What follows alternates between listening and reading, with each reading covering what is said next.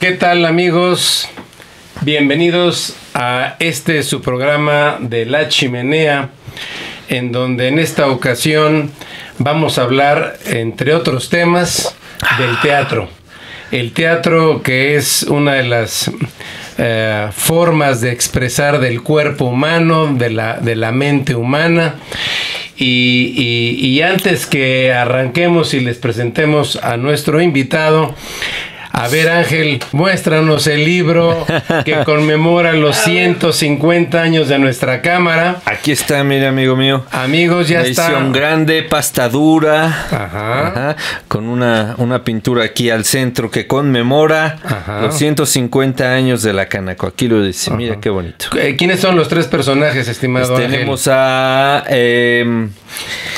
Mercurio, al dios Yacatecutli, que es el dios del comercio. El dios del comercio, mira aquí con el cacao en las manos, etcétera. En este otro lado como más occidentalizado, sí, ¿no? Una calculadora, en fin. Este aparato enorme, que de hecho, si alguien visita la Cámara de Comercio lo va a poder ver hasta arriba, ¿te acuerdas? Quinto piso. En el quinto piso está, muy bonito, muy bonito. No me acuerdo ahorita del nombre de este. Y al centro está, ¿cómo le llamamos esto, amigo mío? Pues la Madre Patria. ¿La Madre Patria es? La Madre Patria. Ok, sí, bueno, la pues Madre aquí Patria, mira. Que todos conocemos. Y obviamente, pues el contenido, ¿no? Que donde van a ustedes poder ver fotografías, pinturas y un montón de información respecto de la historia de la Cámara de Comercio, que es pues muy interesante. 150 años de historia nada más. Nada más, casi nada, amigo mío. Y bueno, pues todo esto sale de la pluma del escritor e investigador Alfonso Zárate. Así es que pues iniciamos nuestro programa con este invitado, Francisco Hernández. Bienvenido aquí a La Chimenea. Pues un gusto enorme estar con los dos, precisamente en algo tan emblemático como es una chimenea. Que aquí gozamos de un buen clima en este país, pero bueno, así es. Ahí tenemos nuestras excentricidades.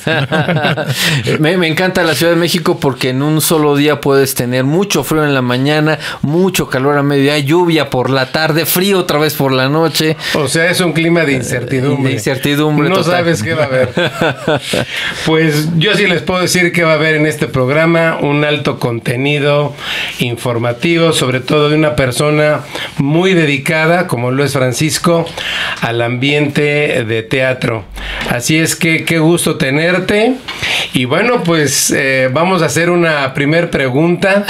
¿Cuál es tu autor preferido o tu escritor, en fin, tu dramaturgo, en el cual usualmente lees y te identificas? Bueno, yo considero que son muchos, pero nada más acotando uno del siglo XVII, novohispano, Juan Ruiz de Alarcón y Mendoza. Fíjate nada más que rápido, ¿eh? Sí.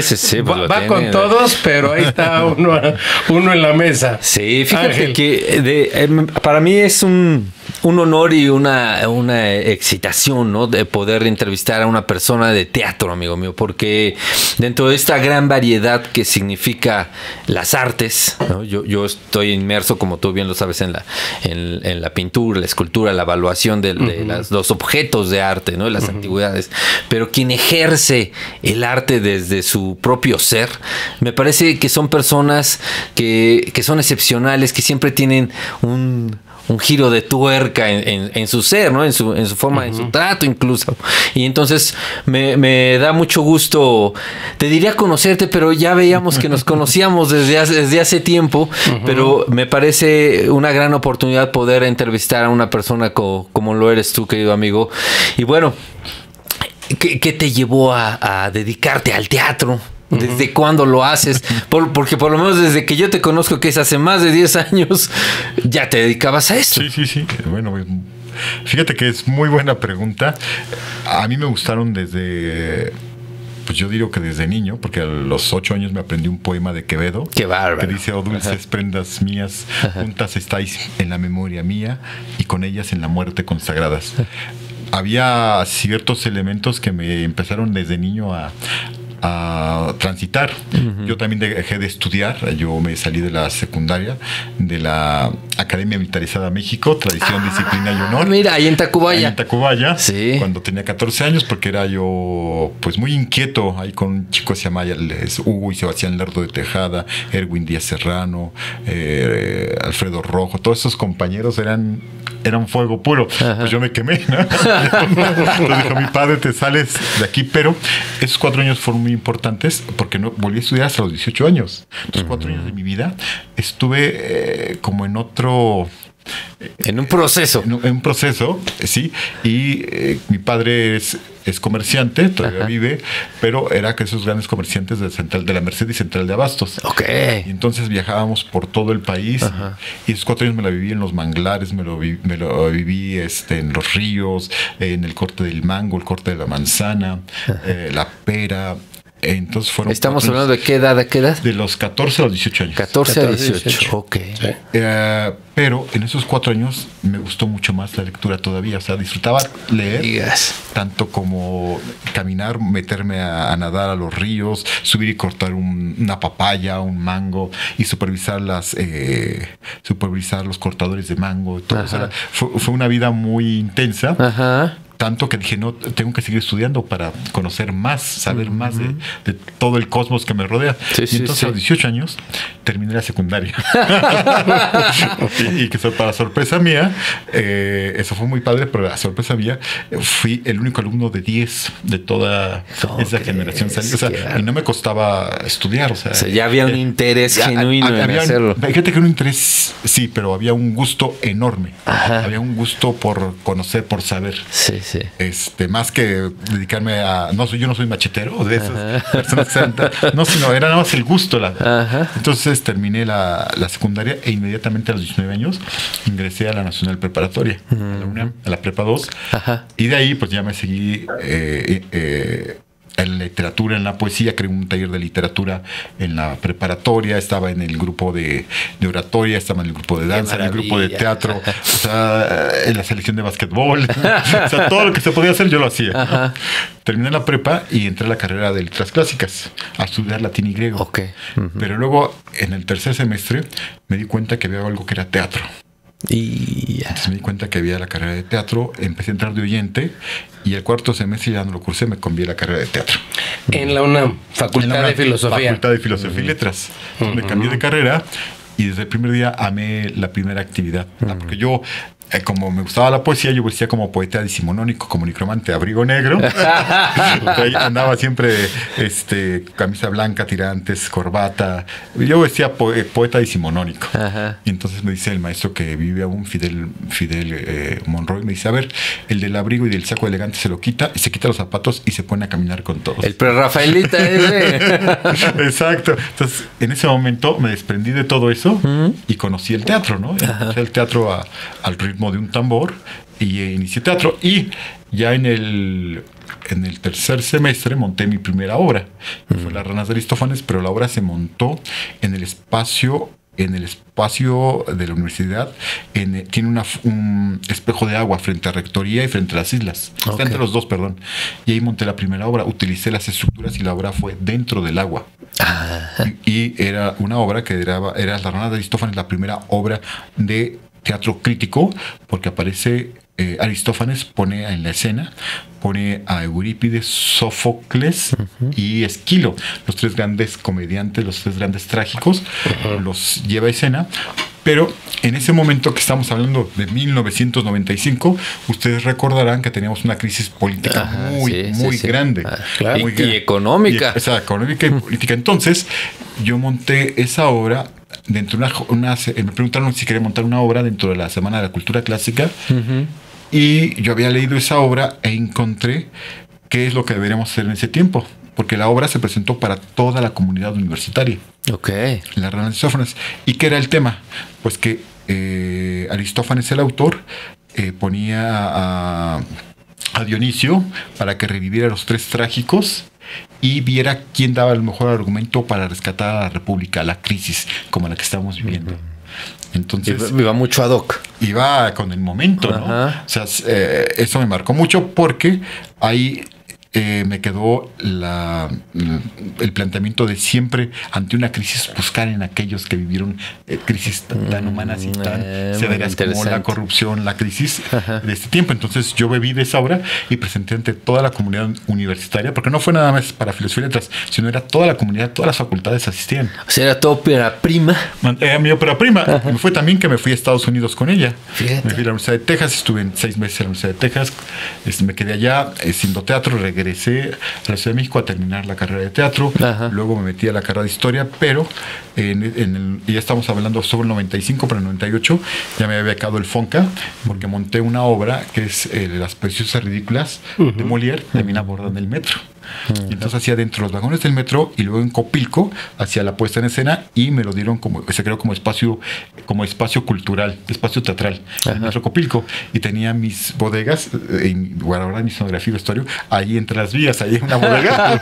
Entonces teníamos un pasillito para en Copilco tener la bodega de escenografía, vestuario y todo. Y ese espacio estuvo hasta el 2001 que lo tuve. Pues duró los 3 buenos años. Sí, 3 años. sí.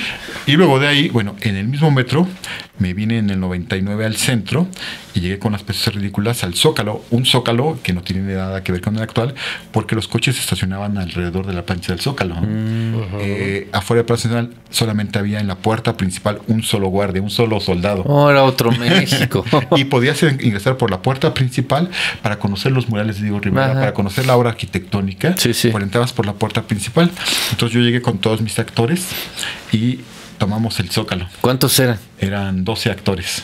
Todos vestidos de época, tomamos el Zócalo haciendo actividad y representamos en el Palacio Arzobispal. Ajá. Ahí representamos la obra en 2 ocasiones.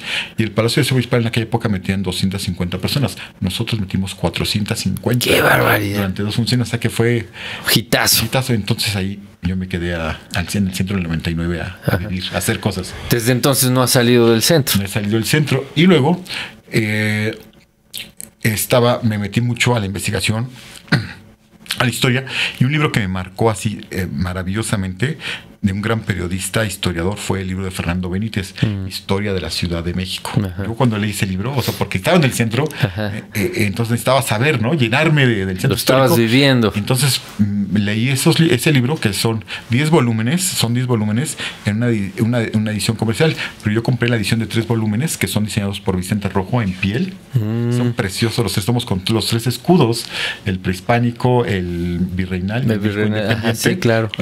Los libros impresos en España, y eso me marcó para amar y aprender muchísimo el centro histórico. ¿Aún los tienes esos libros? Claro, porque esos ya son de colección. Sí, los tengo además no son así de que te los encuentres en cualquier lado. Envueltos, pero esos libros, por ejemplo, me llevaron también a otros autores, ¿no? Ajá. Tengo de José María Marroquí, de 1904, tengo los 3 tomos de Historia de la Ciudad de México, y así me han ido llevando Enrique Olavarría Ferrari, México a través de los siglos, por supuesto, la primera edición, Vicente Rojos, tengo todas las ediciones de Vicente Rojos, porque me llevó a ese amor y a esa lectura. Ajá. Entonces, eso vino con lo poco que sabe latín, de griego, de historia y de teatro, pues pude crear una compañía que se llamaba Fénix Novohispano. Fénix Novohispano. Que resurja el novohispano de sus cenizas.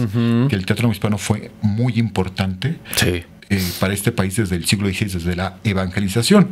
La primera representación de la Pasión de Cristo la tenemos de 1533 y yo la llevo haciendo en el Zócalo. Bueno, hasta ahorita no sé, porque ya cambió. Todas las cosas cambian, amigo mío. Cambió el espacio. Porque se hacía sobre el arroyo vehicular, no teníamos estas vallas de 3 metros y no teníamos tan copado todo el centro, tan sitiado, ¿no? Sí, sí. Entonces hacíamos 24 años, lo llevo haciendo en el Zócalo. Se cerraba el Zócalo y se hacía la Pasión de Cristo, pero yo no buscaba evangelizar, sino hablar de un hecho escénico que sucedió durante 4 siglos y que se representaba alrededor de la Alameda, porque los franciscanos traen la Pasión de Cristo, pero también traen la pastorela, que es también lo que hago yo. La pastorela, amigo mío. Pero pero esas puestas en la pastorela, la primera que hice fue en el 2002 en la plancha del Zócalo. Hice con 100 bailarines, con 60 actores, hicimos Monumental, y luego ya la hice dentro de Catedral, dentro del antiguo ayuntamiento, el Museo de la Ciudad de México, Regina, entonces diferentes recintos. Sí. Pero sí, ha sido todo por la investigación, por la lectura del rescate del teatro hispano. Y estas dos, La Pasión de Cristo y la pastorela, pues son dos grandes aportaciones del corazón del centro de la ciudad al teatro, y así muchísimas obras. Qué barbaridad. Pues qué bueno que nos hablas de la pastorela, porque ahorita en algún momento vamos a tocar ese tema. Estamos muy próximos a vivir este ambiente decembrino. Ya estamos oliendo a Nochebuenas, a ponche, a piñatas, amigo mío. Exacto. Y bueno, también estamos en el entorno, ¿verdad? El día de ayer se conmemoró una fecha importante para Sor Juana Inés de la Cruz. En fin, a mí me gustaría retomar un poco esa época de universidad, en donde seguramente has de haber tenido entre tus profesores a Néstor Pérez Aldeco. No, Néstor López Aldeco. Néstor López Aldeco. Que era el maestro del glamour. Era un gran maestro, unos grandes maestros universitarios. Fue coordinador. Y bueno, yo tomé algunas clases con él. No fui su alumno propiamente, pero entré a ver sus exámenes y escucharlo. Era una experiencia enorme escuchar a Néstor López Aldeco. Pues lo escuchamos. Muy bien. Porque yo estuve también, entre mis experiencias, entré a teatro ahí en la UNAM y tuve la experiencia de tener entre Dios a Néstor López Aldeco. Y creo que nos daba teatro griego, si no mal recuerdo era lo que nos daba. Pero, ¿qué otros recuerdos tienes de tus maestros? Esas vivencias que hayas tenido y que te hayan marcado o dado la pauta de tomarles lo mejor a cada uno de ellos. Bueno, fíjate, voy a hablar como en dos secciones diferentes. Primero, cuando entraba de oyente, tomé clases con Néstor. Hablaba de teatro griego, sí, por supuesto, y sus alumnos hacían escenas de obra de teatro clásico. También entré con otra gran maestra que era Soledad Ruiz, una maestra que fue actriz y que era de origen oaxaqueño, pero era una de las grandes maestras de enseñar voz, y más que nada era su presencia, su forma de conducirse, lo que atrapaba su personalidad. Otro gran maestro que no fue, o sea, sí tomé clases con él, pero no como alumno inscrito, sino pagué un curso para tomar clases con él, que era dentro de la misma facultad, que fue con José Luis Ibáñez. No me podía ir de la facultad sin haber estudiado con José Luis Ibáñez. Dije, entonces, no fui alumno, no me inscribí con él, pero voy a pagar el curso que está dando él sobre teatro contemporáneo. Entonces estuve con él un trimestre tomando teatro contemporáneo. Entonces, esos tres maestros tenían una personalidad enorme en sus modo de conducirse, en su forma de pensar, que eso me impactó en algo en mi personalidad. Pero en la parte creativa, o sea, que me formó, yo hablaría de Lech Helwin Gorczynski, este gran polaco que él me enseñó a dirigir, o sea, a crear estos universos. Hablaría del compromiso del teatro con la maestra Marcela Ruiz Lugo, que fue mi maestra adorada, y la cual fue la primera que me apoyó a darme cartas e irme a Estados Unidos a hacer cosas. Otro gran maestro de la voz fue el maestro Monroy, que bueno, él me dio voz. Y bueno, nada más salía de esos tres maestros también, pero bueno, la universidad te va dando muchísimas cosas. Tomé clases también con Alejandro Ortiz Bullegoiri, que es un gran maestro de teatro mexicano. Tomé clases con Gonzalo Blanco Quis, la doctora Sten, que es una de las grandes maestras también polaca. Fíjate que les voy a contar una anécdota de la maestra Sten. La maestra Sten era una polaca que llegó allá por los años 70 de todo lo que estaba sucediendo en Polonia. Llega a México y escribe un viaje de Polonia, un librito que es, bueno, inédito, se publicaron 300 ejemplares, que llega de Polonia a Oaxaca y nos cuenta su aventura y su impacto. Ella escribió, bueno, en los 60 ella escribió un libro sobre teatro náhuatl, el cual era obligatorio para mí, pero un día de estos yo era muy amigo del señor Enrique Fuentes, que ambos conocerán, el de la librería Madero, y un día don Enrique... que Dios lo tenga en el mejor de los lugares, en la gran biblioteca, don Enrique me dijo, oiga, venga, tengo algo para usted. Dice, mire, tengo esta caja llena de puros libros. Y digo, ¿de quién son? Pues véalos. Y eran los libros de María Stem, todos autografiados. ¿Cómo crees? Todos autografiados por grandes escritores, dramaturgos de teatro. Entonces le digo, ¿cuánto? Dice, tan cantidad, démelo, ¿no? Y gracias a eso me quedé con libros muy importantes de ella que transitaron después en mí para tener muchísimas diferentes y tener las dedicatorias y saber cómo la veían es que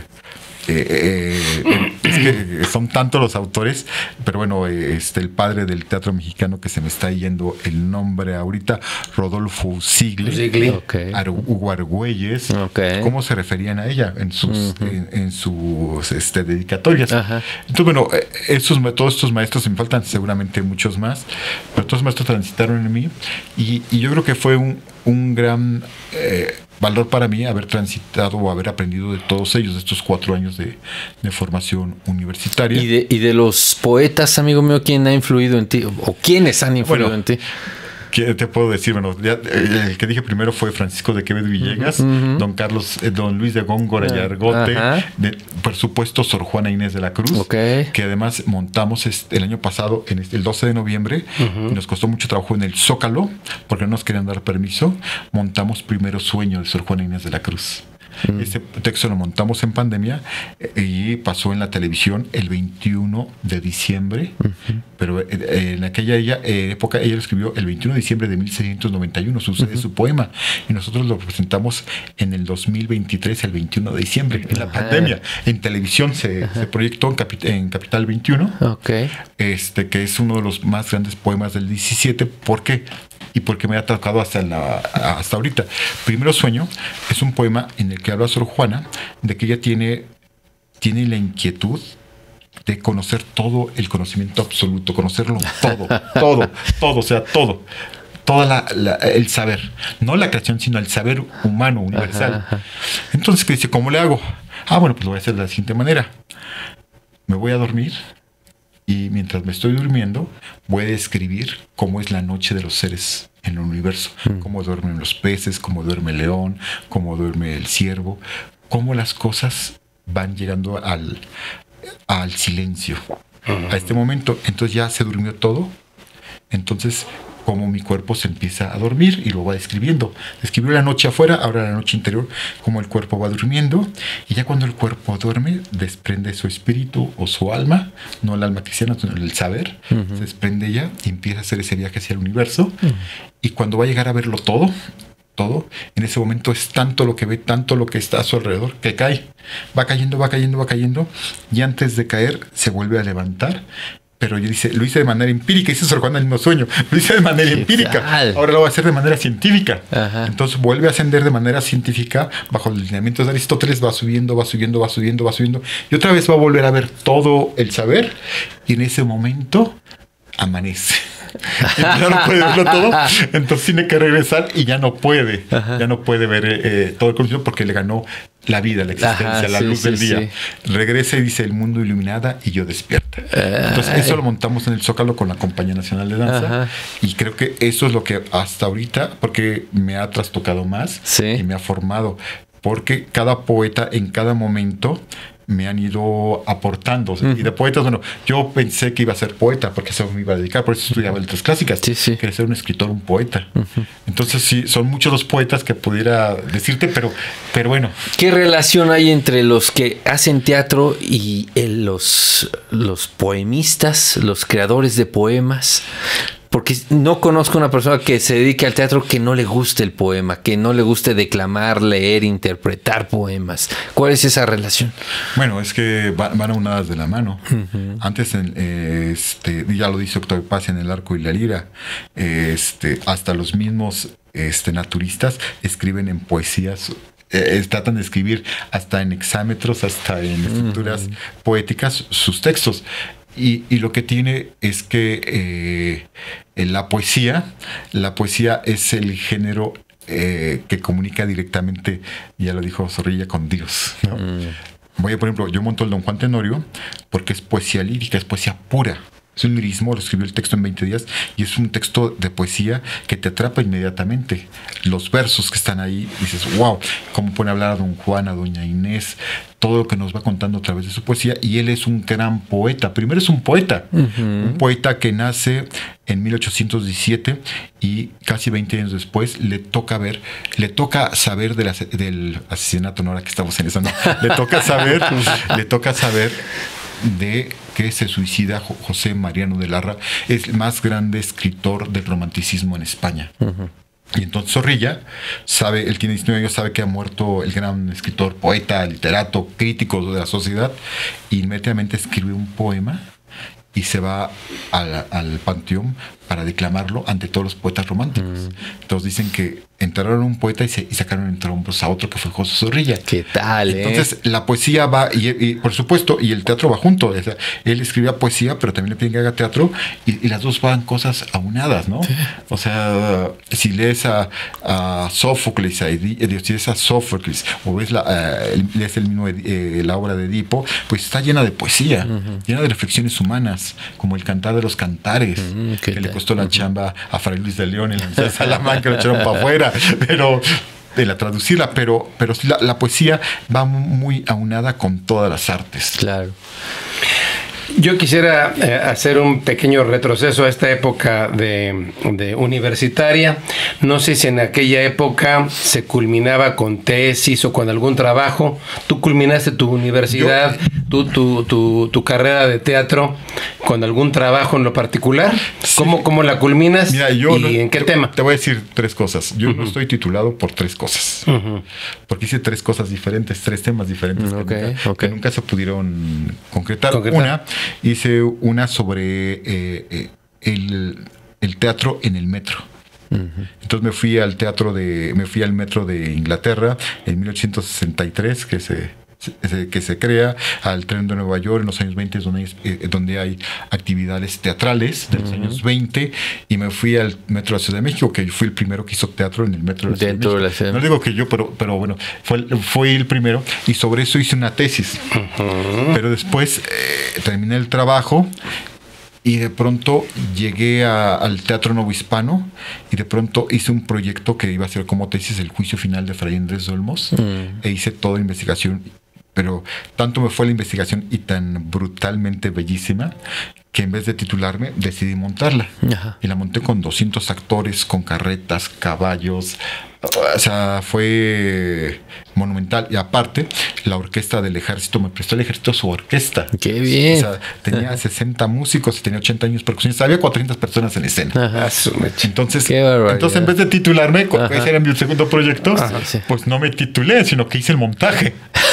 Y que vale por titulación, o sea, es llevar a cabo no dejarlo escrito, ¿no? Pero esto también me abrió la referencia para meterme a investigar mucho sobre el teatro novohispano, y me llevó a amar y apasionarme más sobre la hispanidad. Y luego me fui de gira con ellos. Imagínate llevarte 400 personas de gira. A San Luis Potosí, a Puebla. Ajá. Entonces, bueno, esa fue mi segunda titulación. La tercera, que no la concluí, fue Juan Ruiz de Alarcón y Mendoza.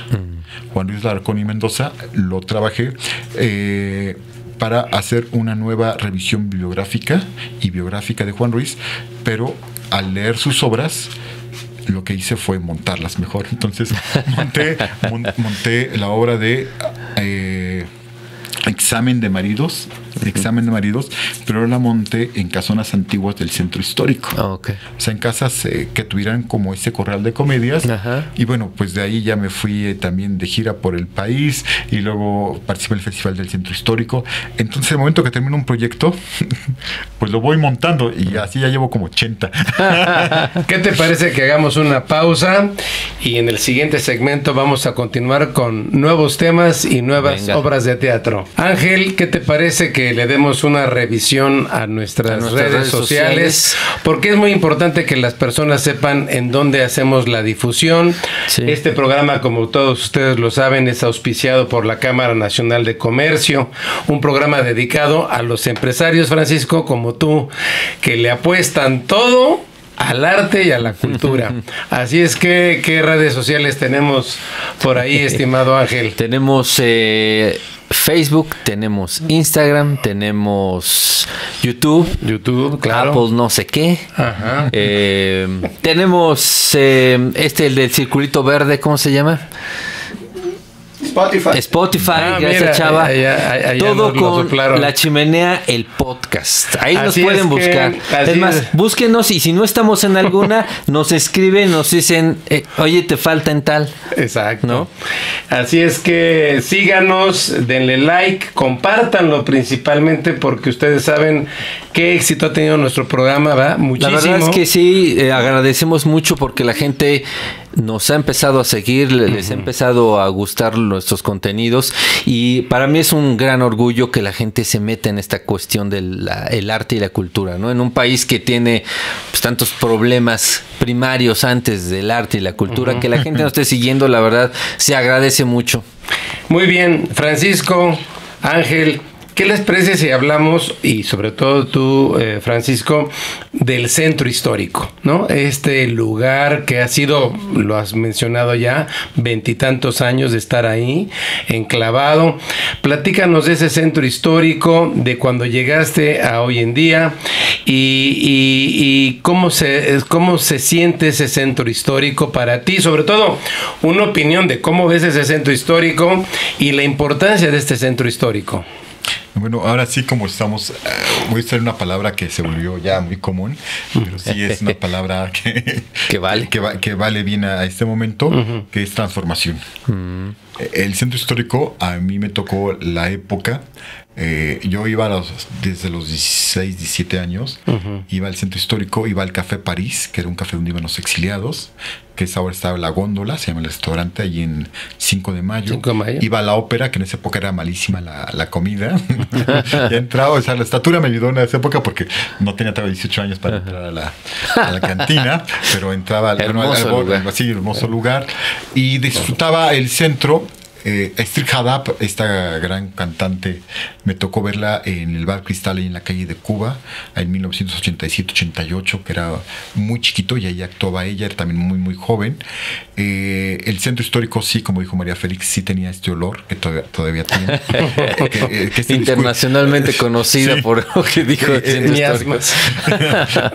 Y que ahora vuelve a recuperar otra vez ese olor, creo que pues de pronto la transformación, no digo la transformación política, sino el centro histórico se ha transformado y no para bien, creo yo, sino para mal, porque se perdió la vida nocturna del centro. Podías llegar a la noche a cenar a cualquier lado del centro y dejar tu auto, caminar libremente. Se ha vuelto muy violento. Ahora también este elemento que tenemos de las vallas, también son un elemento que violenta la ciudad, violenta el centro y violenta tu espacio de convivencia. Eso ni en las peores épocas de los gobiernos anteriores había sucedido. No había sucedido, es Entonces verdad. se ha vuelto muy violento visitar el espacio. Y yo no digo ni estoy hablando mal del actual gobierno, sino estoy hablando como ciudad. Estoy hablando como ciudad porque todos somos partícipes de esta plaza pública, todos somos parte de esta historia, y sea Peña Nieto, sea Andrés Manuel, sea Felipe Calderón, todos tienen los mismos derechos y valores como mexicanos, pero desde Porfirio Díaz, que creo que no, hay que hacer una revisión de quién fue en verdad Porfirio Díaz, pues el centro histórico se volvió el bastión del poder, pero este poder cómo lo ha ido acotando, haciendo que afecte la vida cotidiana de los que visitamos y trabajamos en el centro. Ahorita están cerrados 4, bueno, no sé si abrieron ya, pero estaban cerrados 4 museos porque habían puesto las vallas hasta donde estaba la cantina de la ópera, que era una delicia, la cantina de la ópera. Tanto que la quería Jacobo Saludowski, que no la defendió al final porque la universidad... ¿Para qué queremos ahí un museo de la universidad? Teníamos bien a la cantina de la ópera, ya había vida, en verdad, ahí había vida. Era la cantina que iban los artistas del siglo XIX, de San Carlos. Era un lugar vivo y ahora hay un museo pues que está cerrado precisamente cada vez que lo toman como búnker del Palacio Nacional. Entonces hemos ido perdiendo este tipo de espacios como la cantina, como la cantina El Nivel, como otras cantinas, como otros espacios de recreación y de convivencia humana. Y ahora se están volviendo bodegas, se están volviendo ciertamente espacios que solamente son para el comercio, y deja que fueran nacionales, o sea, no son productos que vienen de Asia, ¿no? Y que afectan la economía del que trabaja aquí, de hacer unos zapatos. Si aquí una persona, un artesano, te hace unos zapatos muy bonitos en piel, con los mejores materiales, llega un chino y te lo da en $1. Dice, ¿sabe cómo compito, no? Sí. Entonces, el centro histórico es el principal lugar comercial que también hemos dejado que se afecte de manera mundial, ¿no? Fíjate para no proteger nuestros espacios y nuestra cultura del comercio. Fíjate que cuando te escucho hablar y hablabas de Juana Inés de la Cruz y esta ambición por conocer, hay un término que ahora está también muy en boga, que se llama la lujuria por el conocimiento. Y cada vez que menciono esto no puedo evitar recordar a Tovar y de Teresa. Y cuando te escucho hablar del centro histórico, pienso el gran conocimiento que tienes, de las grandes vivencias, todo lo que has ido recopilando. ¿Te hubiera gustado en algún momento ser el cronista de la Ciudad de México o del centro histórico de la Ciudad de México? Mira, yo creo que te voy a decir otra cosa. Fui amigo de Guillermo Tovar y de Teresa. Fíjate que con Guillermo fue muy padre porque cuando abrió su Facebook, de pronto se empezó a llenar de gente que estamos en el centro, y yo le mandé invitación y me aceptó. Y desde esa le dije a mi esposa, he tenido las noches más maravillosas porque Guillermo era noctámbulo. Sí. O sea, platicábamos de las 12 de la noche a las 3, 4 de la mañana y todo platicando ahí y hablando, y un día nos echamos una no diría una discusión, pero sí en la red social, ahí en el Facebook. Tenemos ahí una discusión sobre ciertos temas. Y bueno, y hicimos muy amigos. Lamentablemente, después de esta amistad, de estas noches, era platicar muy padre con Guillermo, pues él falleció un domingo allá inesperadamente. Y bueno, yo había quedado de ir ese fin de semana a su casa. ¿Cómo crees? Salvo que me dijo, es que me iba a regalar este libro. Yo ya lo tenía, por supuesto, en 2 ediciones diferentes. El que escribió sobre el Pegaso. Sobre el Pegaso. Tenía la primera edición y la otra edición que sacó un banco. Y lamentablemente los libros de Guillermo salieron por bancos publicados, entonces no se pueden editar, no se pueden. Entonces iba por esta edición que se hizo en España. Y bueno, pues ya ahí ya no pude tener mayor amistad, pero no, mi amistad por los cronistas. Bueno, yo tengo todas las obras de Luis González Obregón. Tengo toda la obra, por ejemplo, maravilloso historiador. Genaro García, tengo también todas sus obras, ¿no? Y estos son mis libros base.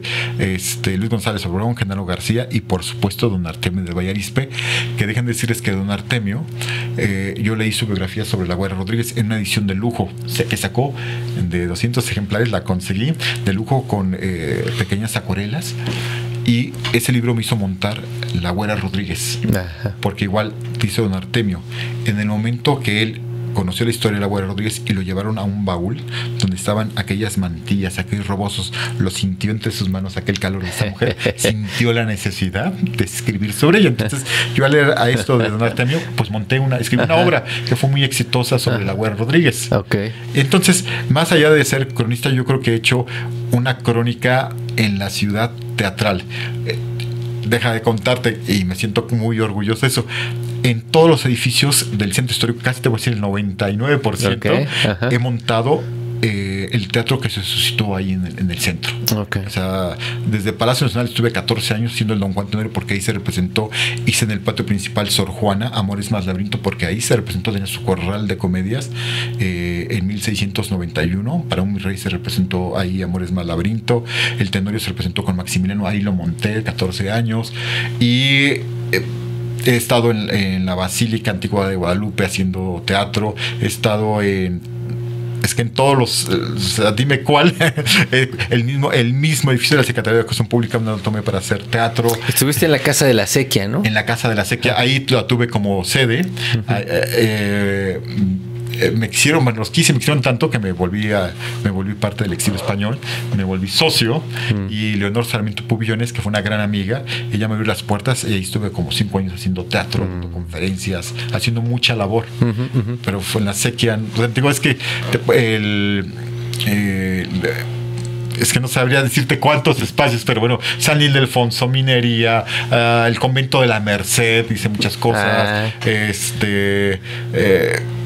¿Crees que? ¿Prefieres siempre este tipo de escenario al teatro clásico? No, he estado en el Teatro de la Ciudad. El Teatro de la Ciudad he estado como 10, 12 años haciendo cosas. Okay. En Bellas Artes he estado 3 veces haciendo cosas.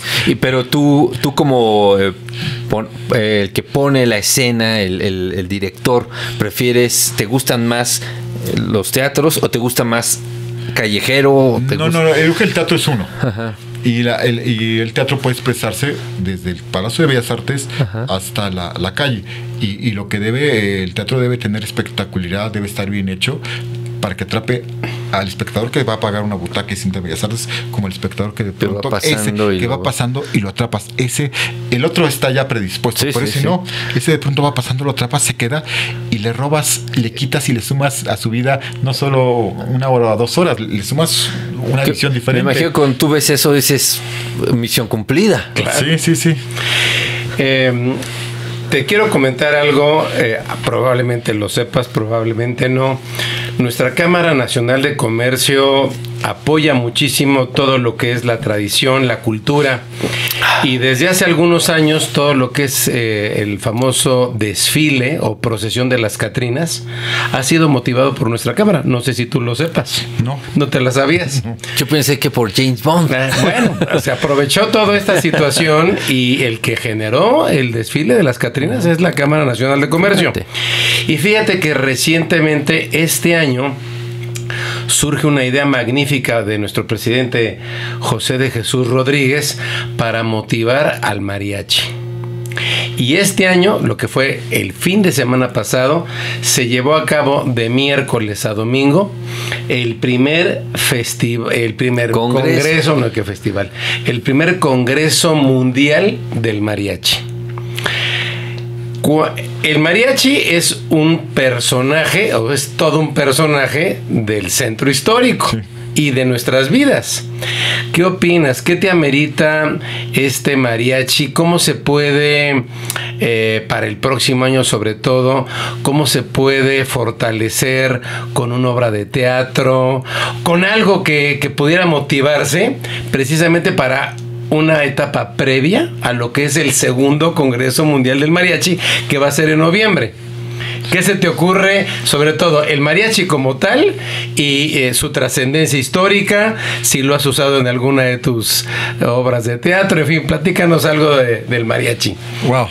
Bueno, ya fueron muchas preguntas. Sí. No, pero bueno, es que no puedes. El mariachi es parte de nuestra identidad, pero más de la identidad del mexicano del siglo XX, ¿no? El mariachi es una creación moderna y creo que va a cumplir 100 años de que se van sumando las trompetas, de que se van sumando los instrumentos. A la guitarra, al contrabajo, a la vihuela, que viene de una tradición novohispana, ¿no? Pero el siglo XX es precisamente donde surge el mariachi dentro de este nacionalismo que tenemos, con estos grandes músicos como Silvestre Revueltas, como Moncayo. Entonces el mariachi es cuando precisamente se amalgama y ya pasa a ser parte de nuestra identidad, porque José Alfredo así lo lleva, o Lucha Reyes lo usan para su música.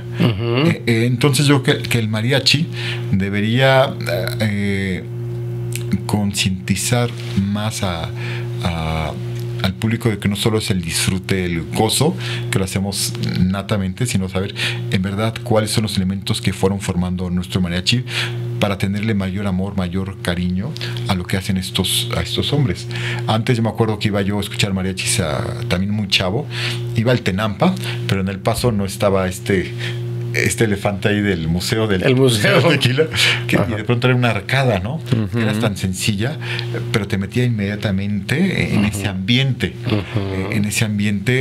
de tradición, ese ambiente cultural, histórico, y escuchabas mariachis en toda la parte. Ahora, esto, bueno, pues de pronto falta de urbanismo, no sé, porque eso descontextualiza. O sea, tienes un edificio ahí moderno en medio de una plaza maravillosa, majestuosa, que de pronto rompe con la isóptica del espacio, te acota la vista porque pasabas antes frente a...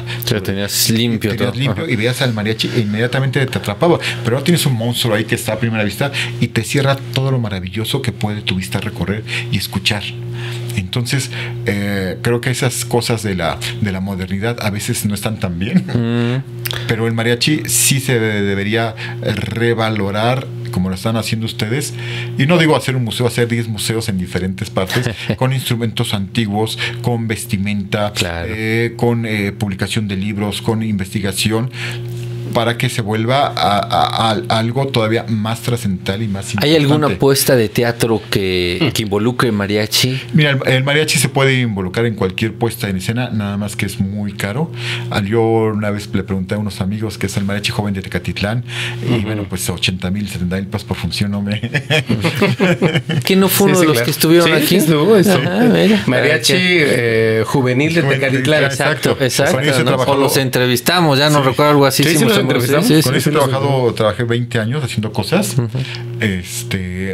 Pero bueno, yo le decía, bueno, pues decíamos teatro, pues sí, pero Pero ¿sabes una cosa? Con este Congreso Mundial del Mariachi, creo que ese no va a ser un problema.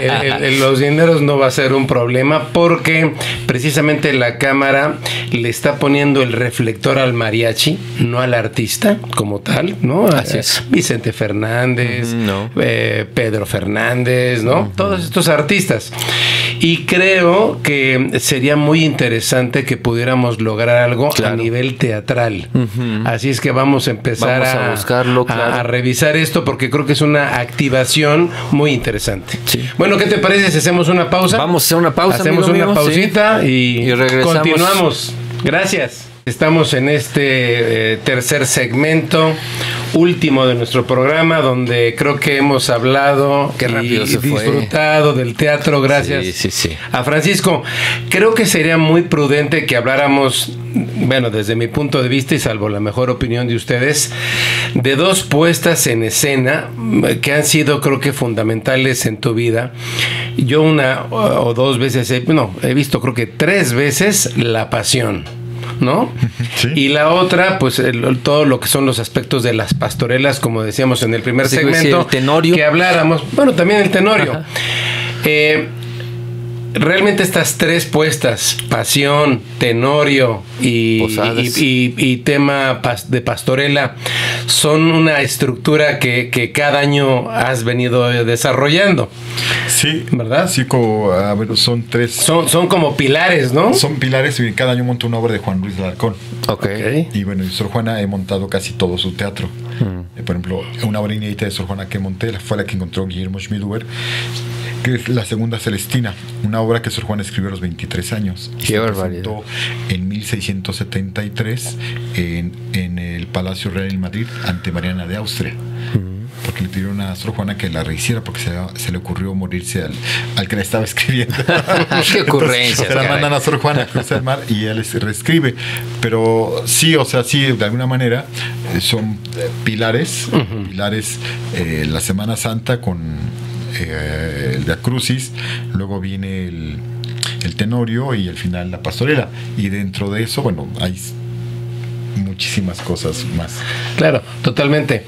De la Pasión, qué complejidad es llevarla a cabo en el centro histórico, así en el mero Zócalo, donde la gente se va acumulando, acompaña al personaje principal, al Cristo, dar la vuelta a todo el Zócalo, haciendo una serie de estaciones. Platícanos de esas vivencias de esta Pasión. Bueno, te voy a platicar una que fue para mí muy... Bueno, son muchas vivencias, pero una fuerte. Antes lo hacía yo con la catedral de 2000 a 2003 estoy con la catedral. Pero cambiaron al sacristán mayor, que es el padre José de Jesús. Entonces vino un nuevo padre y me dijo, no, yo no quiero hacer la Pasión contigo. Ah, bueno, está bien. ¿Padre Francisco? No, el padre padre... que estaba en Regina. No. No, Francisco es otro. Ese es otro. Es otra joyita. Otra joyita de la arquidiócesis de México. Es un padre muy... Bueno, pero con el que iba es con un padre que ya falleció, no voy a decir ya su nombre, ya falleció, un padre que era el deán de la catedral, que es un cargo enorme desde la época novohispana, y el deán de la catedral me dijo, no quiero hacer el Via Crucis. Digo, padre, entonces le presento a alguien que lo haga. No. Entonces viene la Semana Santa, llegan los medios y preguntan, ¿qué pasó con el Via Crucis? Entonces declara en el periódico El Sol de México y en otros, dice, es que el director no quiso hacer lo que le aburría y que estaba muy ocupado. Ándale. Eso estoy hablando una semana antes, ¿no? De la Semana Santa. Ajá. Entonces digo, sí, bueno, pues entonces lo voy a hacer. Y entonces, pero lo voy a hacer con la duplicación, como Cristo duplicó los panes. En vez de que haya un Cristo, voy a poner 10 Cristos. En 10 Cristos, 10 Vírgenes Marías, 10 Ireneos, 10 de todo. Y entonces no voy a hacer alrededor del Zócalo, voy a tomar el centro. Entonces inicié desde Madero, desde San Francisco, porque ahí es el origen de las representaciones. Entonces venimos, imagínate, con 10 Cristos, 10 Vírgenes Marías, 10 Ireneos, 10 Verónicas, y con pancartas de protesta con textos tomados de la Biblia, lo que es la mentira. Entonces tenemos un contingente muy grande desde el Zócalo, desde Madero, damos la vuelta al Zócalo y vamos a terminar bien en paz con la crucifixión en el atrio. Y en eso, lo que es la violencia, hay un padre que se llama Becerra, estaba el arzobispo Norberto dentro de la iglesia y el deán me mandan cerrar las puertas. Híjole. Y acaban de poner guardias de seguridad, pero cierran no la reja, ya habíamos entrado a la reja, cierran la puerta de madera. De madera. Y entonces yo vengo casi hasta atrás con las pancartas y con todos, pero viene hasta adelante uno de los 10 Cristos. Entonces llega el primer Cristo, le cierran la puerta en la cara, a Cristo en la puerta en la cara, entonces toca la puerta, así, pero se voltea y dice a todo el mundo, no me dejan entrar a la casa de mi padre. Bueno, y eso fue improvisación total. Sí. Dice, no me dejan entrar a la casa de mi padre. Y entonces toda la gente que llegamos, llegó y pateó la puerta de la catedral. O sea, no pateó, sino pegó. Sí. Y nos abrieron la puerta. Ajá. Tuvieron que abrir y entramos todos, pero todavía estamos en el acto, teatral, en el hecho escénico. Y mucha gente, bueno, por supuesto, pues venía religiosamente, pero estamos en el hecho escénico. Entramos a la catedral y en el altar del perdón sube un actor y lo golpea un guardia de seguridad. Válgame Y Dios. entonces el actor lo hace así, lo abre con la cruz al guardia de seguridad. Ajá. Y le dice, padre, perdónalos porque no saben lo que hacen. Oye, eso no quedó grabado. No quedó grabado. Qué lástima. Caray. Salimos afuera de la catedral y crucificamos a los 10 Cristos. Ajá. Y los dedicamos porque siempre haya paz y entendimiento. Wow. Esa fue una de las... Te quería preguntar ahorita escuchándote, ¿cuál de todas las personajes que seguramente has interpretado es el que más te gusta?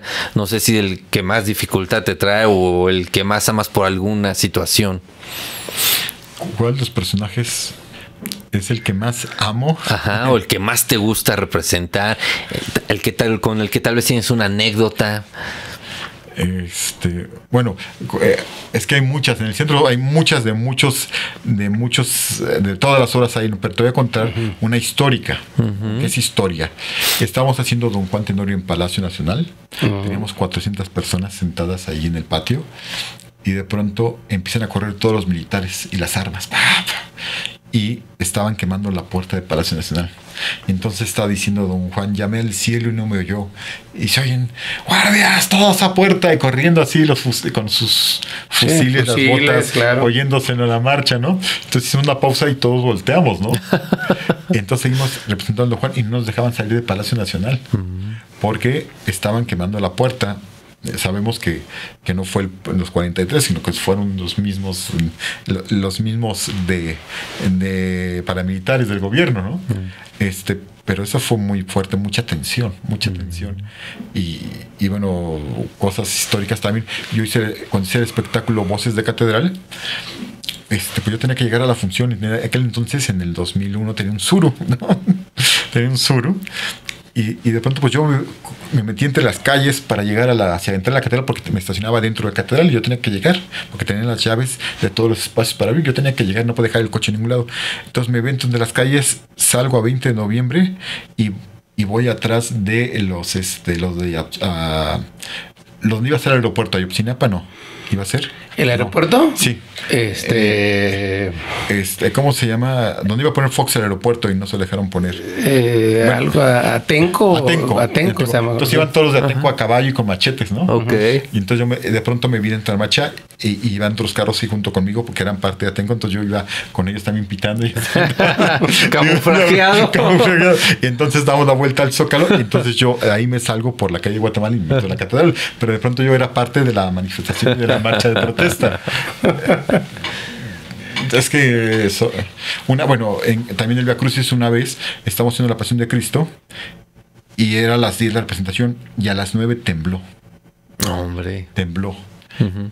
Pero eso no fue lo extraordinario. Entonces tembló y éramos más de 100 personas. Uh-huh. Entonces ya salimos a hacer a las 10 en punto el Via Crucis y cuando terminamos el Via Crucis regresamos por nuestras cosas y nos habían asaltado.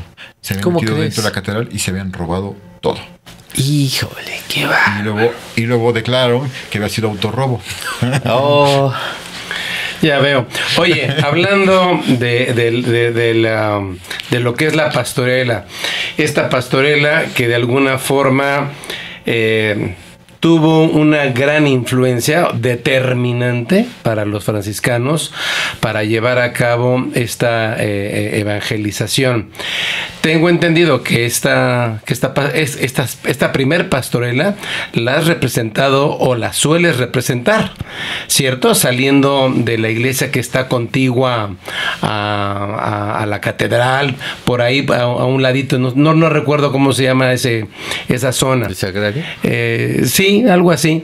Y bueno, ¿tú la estás llevando a cabo actualmente, esta pastorela, esta primer pastorela que se llevó a cabo? La pastorela como tal, como eran algo que era parte del pueblo, uh-huh, y que era algo que hacían en las pequeñas comunidades alrededor de la ciudad y las iglesias, pues se perdieron la gran mayoría de textos. Uh-huh. Entonces surgió José Joaquín Fernández de Lizardi y él pudo recabar toda esta idea de tradición y la escribió en La Noche Más Venturosa, uh-huh, una obra de 1817. Es correcto. Esa es la pastorela original que tenemos, uh-huh, o sea, la pastorela que recaba los personajes, las anécdotas, y él lo rehace con esta finura que tiene como escritor y como crítico. Uh-huh.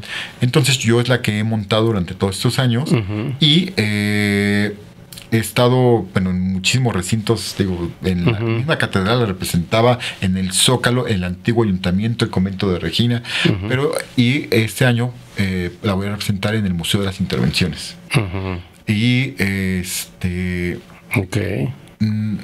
A ver, yo no busco vulgarizar el texto de Lizardi para nada, ni hacer el chiste fácil o el chiste tonto, uh-huh, sino el mismo autor te da los elementos para darle un sentido lúdico, crítico socialmente y sobre todo divertido. Y no es la grosería, no es les decía, el elemento vulgar. Okay. Como también se ha hecho el Don Juan muy vulgar, uh-huh, ¿no?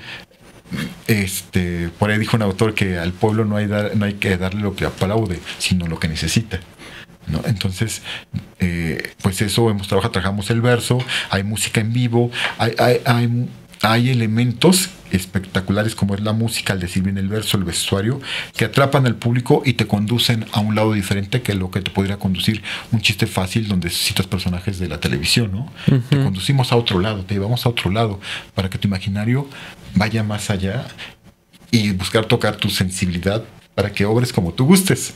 Uh-huh. El teatro, el tío le digo a los actores cuando empiezan a trabajar conmigo, ¿por qué los actores no nos quieren? O les pregunté a ustedes por qué los actores no los quieren. La gente de teatro no la quieren desde la antigüedad. ¿No las quieren? No los quieren, ¿no? Molieron, enterraron de noche y no en Tierra Santa. Al primer actor, Hernando Franco, por primera vez enterraron un actor en la iglesia de antiguo convento, ahora es iglesia de San Agustín, antiguo convento, se me fue el nombre del convento, uh-huh, que está ahí, que está frente al Palacio de Hierro, era el convento de San Bernardo. Enterraron en el siglo XVIII el primer actor, porque no se les permite estar en Tierra Santa, nadie los quiere. Ok. ¿Pero por qué? No quieren los actores. Ni siquiera sabía que no los querían. Porque te dicen en público tus verdades. Exacto. El actor representa los vicios y las virtudes del ser humano, uh-huh, y entonces cuando representa esos vicios, el espectador sea religioso, sea político, pues no le gusta y dice, bueno, esto no lo quiero, ¿no? Porque está haciendo un espejo de mí. Okay. Por eso no los quieren desde el siglo, desde hace 2500 años. ¡Qué barbaridad! Están relegados. Ajá. Entonces yo creo que eso es importante, que el público vaya a ver estos vicios, estas virtudes que tenemos el ser humano, y se pueda identificar y cambiar lo que él quiere cambiar, ¿no? Okay. Y además va a divertir. Ajá. Fíjate que antes de que se nos acabe el tiempo, Sí, amigo ya. mío, me gustaría preguntarte qué viene para ti en el futuro. No solo hablo de las pastorelas y eso, sino como retos que tengas pendientes por hacer. Bueno, el reto más importante es seguir haciendo teatro. O sea, es un reto, es un reto siempre, cada vez más difícil, cada vez más complicado, pero bueno, seguir adelante y sobre todo, bueno, que la salud y la vida le siga permitiendo a uno, ¿no? Porque uno conforme va teniendo más edad y va siendo mayor el hacer la puesta en escena, pues va menguando todo. Antes hacía puestas en escena gigantescas, pero no gigantescas en el sentido de la multitud, sino en el sentido de que trascendían al público. La última gran obra que montamos fue La adoración de los Reyes Magos, un texto de 1601 de Juan Bautista, que se representó en Tlatelolco, y nosotros lo representamos en el centro, en la iglesia de la Santísima Trinidad. Esa es la que quería que me recordaras. A un costado. Y salimos de San Francisco, salimos del Museo de México en procesión. Era la Compañía Nacional de Danza, los actores, los cantantes, y todos veníamos en procesión y los Reyes Magos caminando para llegar a la Santísima y hacer la obra. Pero en el traslado de esto íbamos haciendo paradas con el coro, con los cantantes. Y en ese momento se acercaban los niños y veían en verdad a los Reyes Magos. Qué bonito. O sea, los niños se acercaban y sus papás tomaban fotos con los Reyes porque pensaban que los Reyes y le hacían sus peticiones. Y entonces los Reyes Magos traían unos baúles y dentro de esos baúles iban guardando sus mensajes. Decían, a ver, escribe, piensa tu mensaje, ya tengo guardado aquí y te lo traeré. Mira, qué bonito. Entonces, íbamos cantando, íbamos haciendo comunidad con todas las personas del centro. Ajá.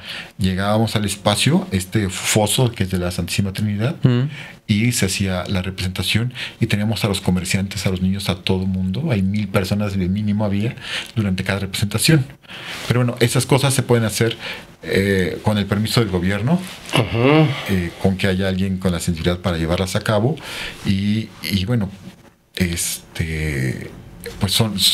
surgen grandes momentos en comunidad con la sociedad. Claro. Entonces eso creo que es para mí lo más importante.